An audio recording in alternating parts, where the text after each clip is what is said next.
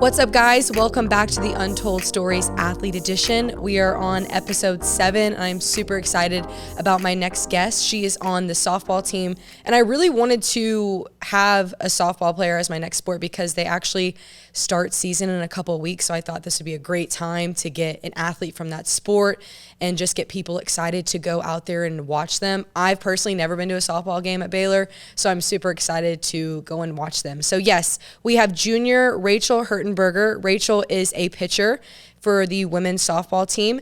She is originally from Alvin, Texas, and went to Alvin High School. And just a little bit about her accolades. I'm actually going to start her accolades from high school. She holds the record for strikeouts in a single season, 316, strikeouts in a career, 800, and strikeouts in a game, that's 23 strikeouts. So she was all around an amazing player.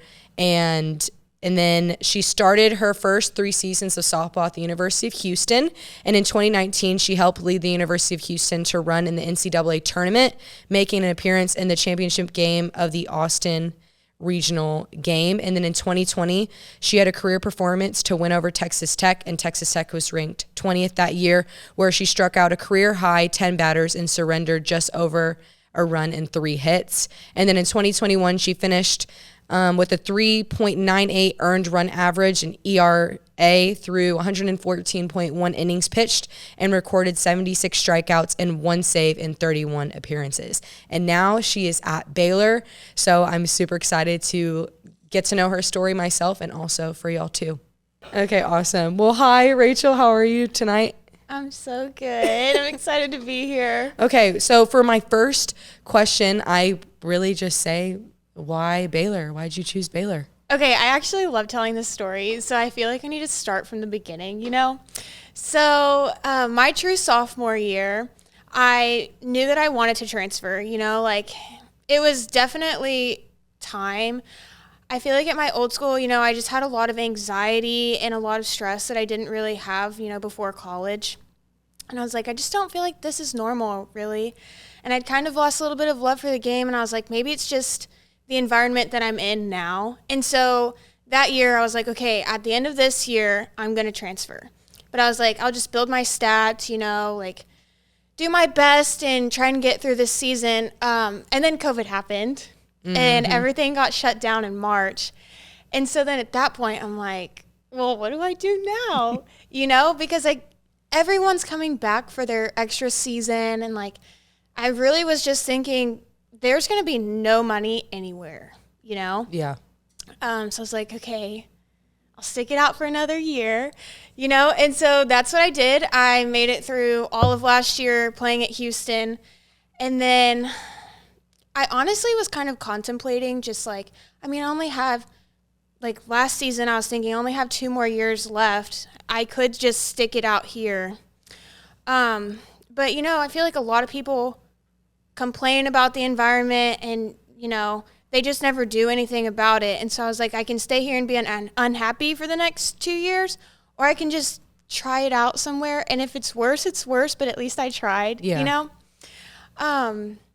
So last year, that was it for me. Like in March, I knew I wanted to leave and try somewhere else. And I told my mom, me and my mom talked about it a lot, and she was like, where did you want to go? And I don't even know why. Like, I didn't know anybody on the team. I didn't know actually anybody in Waco for that matter. Didn't know the coaches. Haven't seen the school really. Like, we played there, but I didn't see anything else of campus. Knew nothing about basically anything Baylor softball, but I was like, I want to go to Baylor. Wow. You know? Yeah. So then May comes around. I enter the portal, which is like a whole monster of its own, you know. I'm in the portal for a hot 12 hours, and Coach Moore calls me, and he's like, first of all, they're at regionals too. So, you know, the phone call was only like 10 minutes because they're warming up for their game. And he calls me, and he's like, hey, Rachel, you know, blah, blah, blah. Like, if you're on our team, you can't beat us anymore. Ha, ha, ha. And then he offered me a scholarship. So immediately I was like, okay, I'm going to call you back. I'm calling my mom right now. And I hung up, and I had my little happy dance moment. And then I called my mom, and she was like, that's what you wanted, you know? Like, you don't really know why you want to be there, but something is calling you there. you wanted to go there and now the coaches want you there. Like, it's just perfect. Yeah. So then I called Coach Moore back in like 30 minutes and I was like, okay, I'll commit here. No official visit, like nothing. I still know nothing, But yeah, I just really felt called to be here. Yeah, well, that's awesome. I think with you not knowing anything, that can help you become more open-minded to anything. Like, not knowing anybody, you can build so many more relationships, and you have no expectations. So I feel like that could be negative in some way, but also have a lot of positives in itself. When you were doing the whole like transferring thing, of course, it was really quick, but was there anything whenever you got to Baylor that you were like, wow, I didn't expect that would be kind of challenging as a transfer student? For me, honestly, like, no hate to my old school, but it just couldn't get any worse. Yeah. So I was just trying something new. I feel like I got here and immediately they just took me in as family, and it's like, sorry, long pause. I have to think about what I'm going to say right here. No, you're good. It just feels like this is where I'm supposed to be, like I said, they just took me in as family. I just feel like an overwhelming sense of calmness, like a weight has been lifted off of my shoulders. And, you hear people at other schools calling and complaining about their programs, and I'm just over here like, wow, I transferred and now I love my life. There's absolutely nothing that I would change about this team, about the coaches, about this school. I absolutely love it here. Yeah. And do you think like your mentalness, like being here, like you were saying, it's calm. Do you think that makes like a huge difference in how you're practicing and performing? Absolutely. Yeah. And I think it's, like the whole mental awareness thing has become a lot more prevalent in athletics. I actually just saw another athlete post that they're not going to take their 5th year because they need to work on their mental health. I think a lot of people don't realize how important it is. And look, you probably weren't maybe performing as well when you're at Houston. Maybe you were. But now you've been here, you said you were calm, and then that weight lifted off of you and you probably feel so much better. And it maybe even helps not just with your sport, but with like relationships and school and things like that. So I think that's awesome. And I think mental awareness is something that people need to realize is so important, especially with athletics. So I'm glad you shared that. So on the U of H, University of Houston's whole description of you, at the bottom, it says your mom's your biggest influence. And you mentioned her in the first question that we talked about. So can you like talk more about that a little bit? Okay, so yes. My mom is my absolute best friend. She's the best human in the whole world. Also, shout out to my dad because he's a great human too. But I feel like my mom is kind of the one who's pushed me to make it this far. If it weren't for my mom, I wouldn't be here. So my mom played volleyball at Texas A&M when she was in college. So she really has no softball background other than, like Little League when she was younger. And whenever I started pitching, she learned to catch me. And so I started pitching when I was 10 years old, and she still catches me now at 21 years old. And it's absolutely insane. Like, she will catch me on Christmas Day. She'll catch me in the snow. She'll catch me in the rain. Like, she just doesn't care. She's just happy to be there and happy to be a part of my journey. And she's really proud of me. And I don't know. I couldn't have asked for a better mom or dad. Love my dad too, but he cannot catch me to save his life. Well, that's awesome. I think that is so cool that you can have your mom and your dad be supportive. And they might be supportive in different ways. My parents are definitely like that as well. My dad ran track in high school, and I do the 400 meter hurdles and he did them. But sometimes he just listens, and sometimes that's all you need. You don't need advice back. You just need someone there. So even like your mom just chilling there while you're pitching, it's just so comforting in itself. It is, yeah. So I think that is awesome. Going back into the softball team, I mean, I was saying in the intro that y'all start in a couple of weeks, which is so exciting. I saw on the Baylor Lariat, that's the Baylor's newspaper school thing, they were saying that y'all were like an underdog. And I don't know if they already came out with rankings and things like that. How does it feel to be an underdog? I think that it's kind of a blessing in disguise. Like, you see the teams that are ranked. We're not ranked, sadly. We will be at the end of season, but we're not right now. They will be. But, like, nobody's looking at you. Wait, that's not what I want to say, actually. It's like you don't have this weight on your shoulders. And, and I feel like whenever you play with, oh, I have to win or else blah, blah, blah. But now, like we don't have that pressure. Like we're playing to play. We're playing to win and not because we have to, but because we want to and we want to prove ourselves. Like I feel like sometimes whenever you play and you're nervous, you have to win or else, like sometimes you just get too in your head, and that's when you start making little mistakes. And I think being the underdog, like you don't have that same pressure. Like you just kind of play to play and prove everyone wrong, And I think it's a blessing in disguise. Yeah. Have you ever been like switched, like the best team? I don't know if you did like select in high school or even your high school team, like being the best of the best, and it wasn't that much fun. Okay, so in high school, reliving the glory days. Yeah, we won district 2 years in a row, first place, and lost out in the first round of playoffs both times. So, like, I feel like it's always just better to be in the underdog position, and you don't have that mentality. Even just going out and thinking, oh, I'm going to win this without even trying, Yeah, Like, no, I agree with you. That can really mess you up. Yeah, and I think just looking at y'all's like roster and things like that, there's a lot of girls that started at a different college that I noticed. I mean, they might not have transferred the same time as you, but I think it's going to be super cool to have y'all come together and work your way up. And I know y'all will, so I'm super excited to watch y'all. And speaking of high school, I haven't really asked any athletes this yet, which I'm surprised I haven't. What do you think the biggest difference with high school athletics has been to college athletics? College really humbled me. Me too. I remember being in high school, like when you're in high school and you're committed to a D1 school, like you're probably the best of the best in high school, right? I'm sure that you experienced that. Kennedy Flannel at Texas, she was definitely the best of the best. Yeah. And then you get to college and everyone around you was the best of the best at their high school and in their district.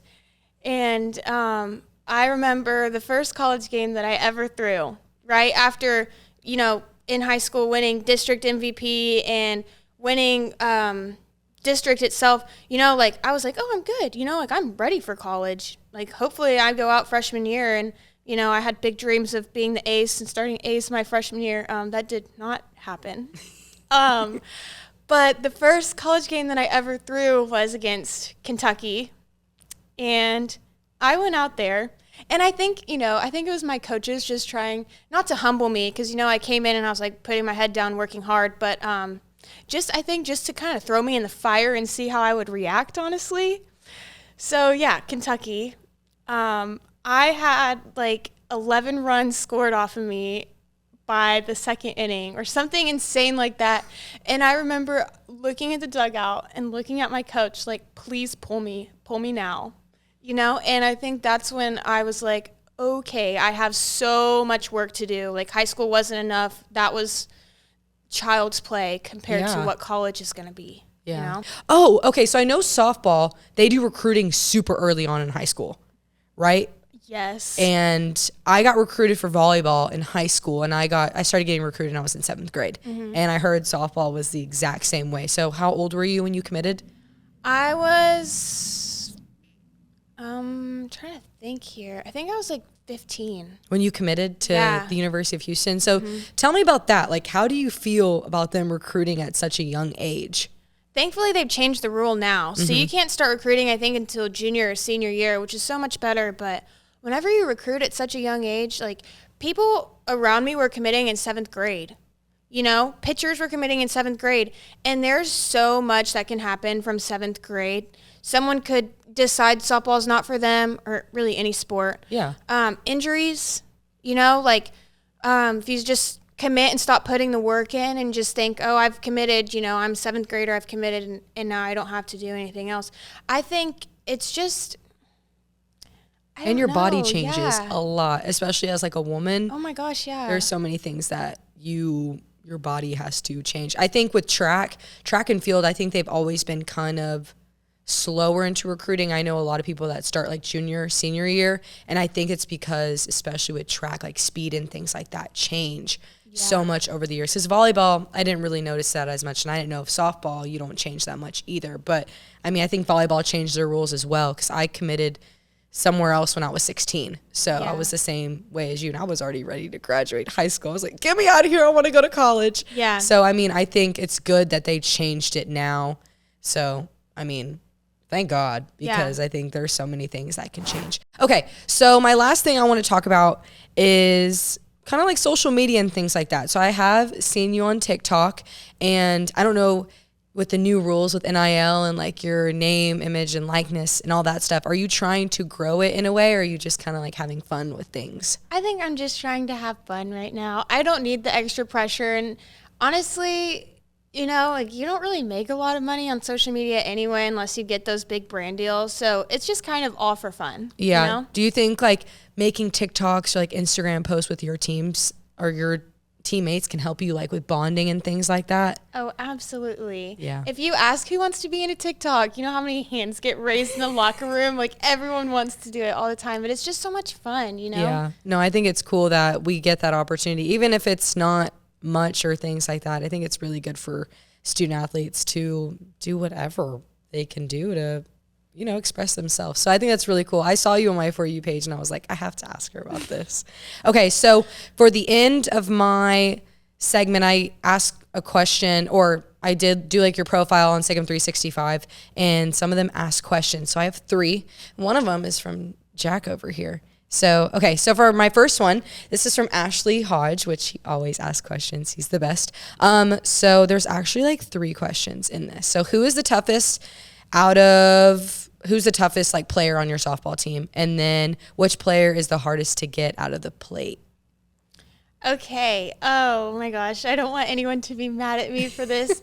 The toughest player on our team, I'm going to have to go with Anna Watson, because she, you know, had a really bad injury, and you can just tell that she's just trying to push through that. You know, sometimes it'll bother her, or, you know, it'll be hurting extra one day, but she just honestly pushes through. And I think that she's a hard worker, and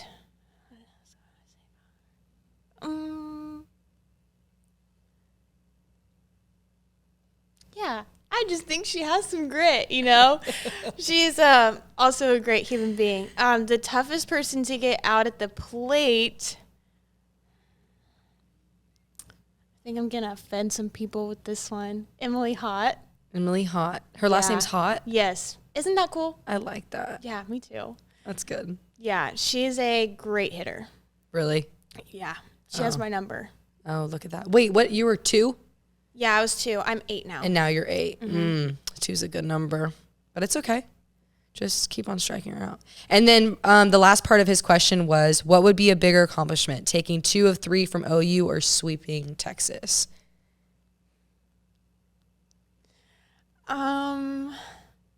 Sweeping Texas would be really fun, right?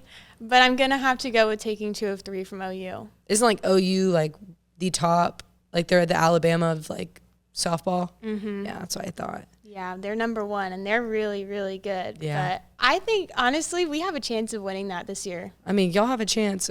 Anybody can beat anybody any given day. That's why I love sports so much. So I think that's going to be awesome. Okay, so for my second question, this comes from JT Woods. He asked, I know softball is not in the Olympics right now. I think they're not going to be putting softball back in the Olympics until like 2028. How do you feel about that?